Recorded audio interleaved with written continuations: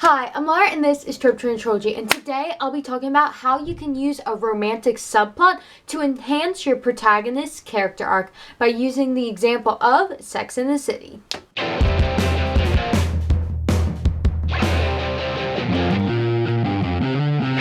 Sex and the City is a show about four women in their 30s navigating the dating scene in New York City. And one thing I like about the show, which isn't really a thing in most of the media I consume, is that these women have multiple romantic relationships with different people, and we get to see how they interact in those situations and see how they grow until they eventually find someone who's actually meant for them. Now, don't get me wrong, I love a good story with one love interest for the protagonist and seeing them get to slowly fall in love. That's my jam. But I also find it really fascinating getting to see the characters date different people and how they grow and why different relationships don't work but the final one does. And I think that by having the character go through different romances and seeing how they work out is a great way to explore each of her character flaws. And I loved how flawed each of these characters are. Because a romantic subplot is fun, but a romantic subplot that emphasizes character flaws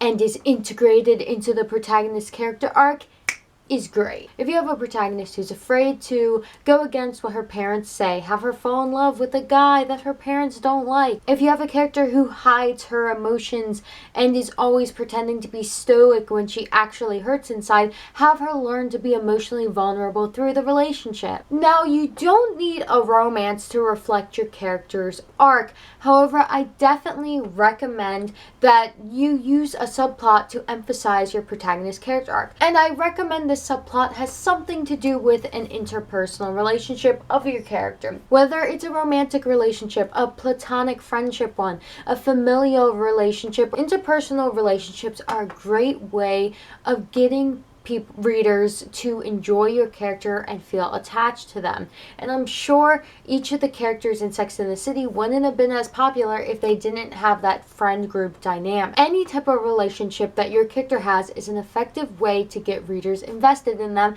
and it's one of the easiest ways, to be honest. And if it's done well, it can only improve your story. And again, the relationship doesn't have to be romantic. However, this is my Valentine's Day themed video, so I'm talking about how romantic relationships specifically can improve your character's arc. Now, Sex and the City is far from perfect, and this isn't me saying it's the most amazing show ever. However, I do find it really interesting to see how the characters change. Based on the structure of the show, I think it's very character focused and very relationship focused between the women themselves and the different men they date. That makes it a show that I find very interesting to analyze. And how successful each of these women's character arcs and how they tie into the romances vary a lot in my opinion. And also, I've never seen the movies and don't particularly want to. However, I have heard what happens, which is why I don't want to. So the constant relationship in the show is the relationship between the four women. And the men come in and out in the show. Some of them are there from the beginning and some of them just come later on. However, the relationship between the women who are all friends is the core that keeps people coming. And I definitely think the show wouldn't have been as good if it didn't have the four women being friends with each other, because that's also a constant within the show and a relationship that people can get attached to even when the guys come and go. However, I do think the romances really do drive each of their character arcs, and even if they aren't considered subplots in the show, I'm talking about subplots because that's what I mostly write and read, as opposed to pure romances. And I'm not sure I would call Sex and the City a pure romance. Now let's talk about Charlotte, which I think is my favorite of the romantic arcs, and Carrie. And they both have a very similar flaw. While Miranda and Samantha were like pushing away romance and wouldn't let it in, Charlotte and Carrie both have delusional expectations for love and romance. Charlotte has a really shallow list of requirements for men.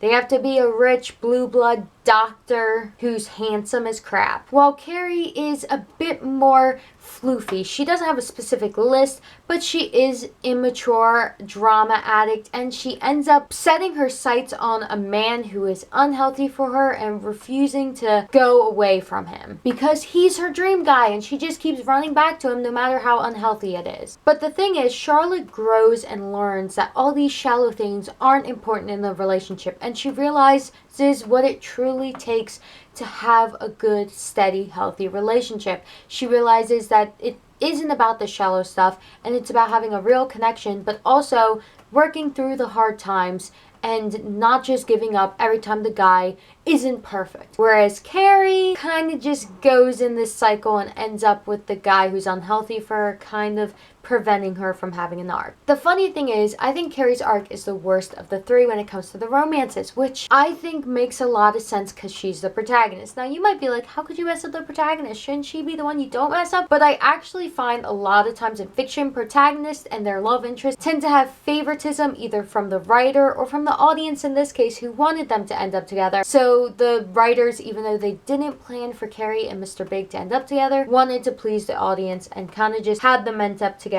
even though it wasn't the right decision for her character. But to please the audiences, they gave Carrie and Mr. Big that fairy tale ending, which if anything makes their end relationship the least fairy tale of all, because while the other woman get happy, healthy relationship, she has a toxic addiction to a person. Yay. So let's talk about Charlotte's arc. Again, Charlotte has this dumb, shallow list of requirements. She constantly goes through different boyfriends because they don't meet them all, until finally she one day meets the perfect guy who checks off all the bullet points on her list. Handsome, rich, a blue blood, has a full head of hair, and they fall in love and rush into marriage. Because he's the perfect guy, so what can go wrong? However, the night before their wedding, they try to do the dirty for the first time, and he can't do it with her. Now, he can do it, just not with her because of psychological reasons. But the point is, there is a bit of a hiccup. However, Charlotte decides to marry him anyway, which honestly, like, if she didn't marry him because of that, that would be a stupid reason to not to marry someone. But that is the first sign that the relationship isn't perfect, and he isn't some perfect dream guy. He's an actual human. However, they go through their honeymoon and a long period of marriage, and they still can't do it. And on top of that, Charlotte realizes that Trey, her husband, has a really unhealthy relationship with his mother, where his mother kind of tells him to do whatever she wants and he just does whatever his mother wants. However, finally, Charlotte and Trey go to therapy and work through their problems, and they're able to actually do it, which is great. And I think it's a good way of showing that Charlotte is actually willing to work through the hard times, because before she always would break up with the guy or leave him if he showed one flaw, but this time she's committed. And I think it's important that they did have one issue that they worked through before the rest of the relationship happens, because then they want to have a baby. So Charlotte quits her job and they start trying to have a baby and they can't. So they get tested and they realize that it's very unlikely she'll ever be able to get pregnant. Charlotte has always wanted a baby, so she goes through having tons of shots, looking into adopting a daughter from China and all these different things so she can have a child. However, Trey is becoming less and less supportive of this plan. He doesn't like giving her shots because he is upset by how they hurt her. He doesn't necessarily know if he wants to adopt, which I think adopting is great, but you know, if you don't think you'd love the kid as much, maybe you aren't the person to adopt.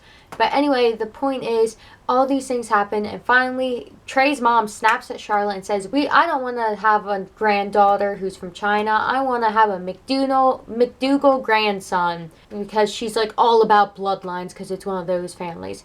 And he doesn't even care about like having a son that much. And after Trey's mom just yells this at Charlotte in the middle of a party, Trey doesn't defend her and she runs off upset. Finally, her and Trey actually have a conversation about how they feel, and Trey kind of expresses that he doesn't even know if he wants a kid anymore, and he would be happy with just Charlotte in his life. But Charlotte still wants a family and a child, so they amicably decide that they need to get a divorce because they want different things in life. And this is actually a good reason, unlike the other one before, and I think by having them work through the other issue before, it shows that Charlotte was willing to work through those things and she wasn't just shallow. And when they broke up this time, it was for a serious and a good reason. And I also think it's great that neither of them are considered the bad guy, and they're amicable throughout the divorce, and he actually supports her multiple times while they're going through it. And actually, at one point, his mom is yelling at Charlotte, saying that she can't have the apartment, that they want the apartment, even though Trey doesn't want the apartment. And Trey's like, no, Mom, I don't want the apartment. And Charlotte was a great wife, so stop harassing her. And this is a great moment because not only does Charlotte grow from this relationship, but it shows that Trey actually grew from his relationship with Charlotte. He became a better person, which I love because it's not just, oh, he's the bad guy because they didn't work out. They broke up, so he's evil. No, he's actually portrayed as a good person with his own flaws and attributes, and he actually grows from the breakup too, which is awesome. 10 out of 10. Then at the end of the divorce, Charlotte's lawyer, Harry, a bald Jewish man who's a lawyer, not a doctor, who isn't a blue blood, expresses that he loves her, and they end up falling in love, which is awesome because he checks off none of Charlotte's boxes, except he's pretty well off, so I guess he's got the wealthy down, but not as wealthy as Trey was because he was like crazy wealthy.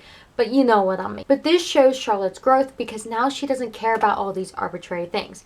Well, not entirely. She knows that a lot of people think she's too good for Harry, and to a certain extent she thinks this herself. However, she still loves him. So they end up getting together, but then he tells her he can't marry her unless she becomes Jewish.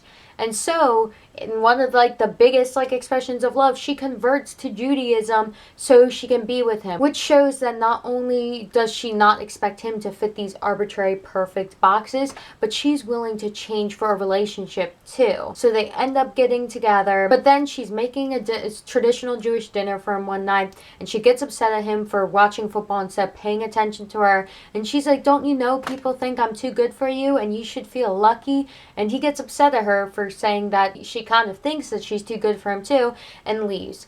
And so because of this, she's sad, but she doesn't immediately go back from Judaism. Instead, she goes to a synagogue and goes to a single Jewish party, and there he is, and she apologizes to him, and he proposes to her, and it's all cute and happy, and they live happily ever after. And the reason I think this is such a great arc is because I love how she has a failed relationship, but I also love how both characters in that failed relationship grow from it.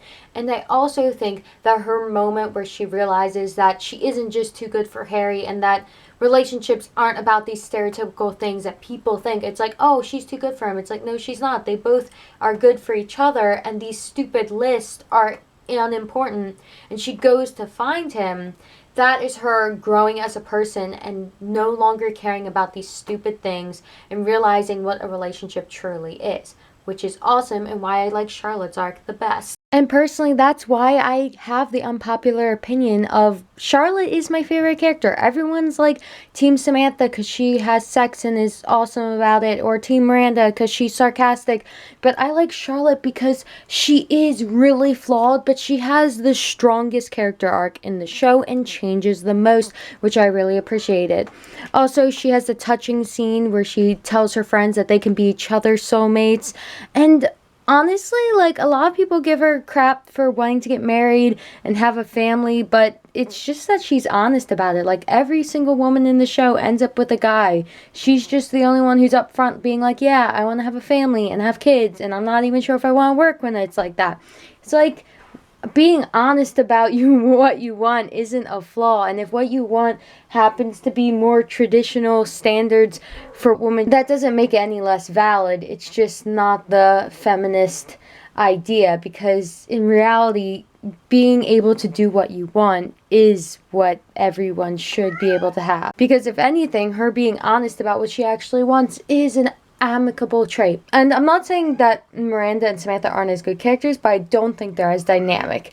And personally, I find Carrie interesting, but she's very flawed and doesn't really improve. Finally, let's talk about Carrie. Now, Carrie is also a romantic like Charlotte. However, instead of having some dumb, shallow list, she's just more of the dramatic, emotional, go with the emotions type, and she falls for Mr. Big. They date for a while, and then they break up because he can't communicate and she can't communicate, and she wants to maybe eventually get married, or at least have the option, and he's divorced and never wants to get married again. They just want different things, and he doesn't put her as a priority, and she wants an actual committed relationship, so it just doesn't work out for obvious reasons they aren't good for each other. Carrie is dramatic, immature, and terrible at expressing what she needs, and Mr. Big is not particularly emotional, is not good at telling her things or communicating either, and he's not very intuitive, which being intuitive isn't a requirement, but when she sucks at telling what she needs and he has no intuition,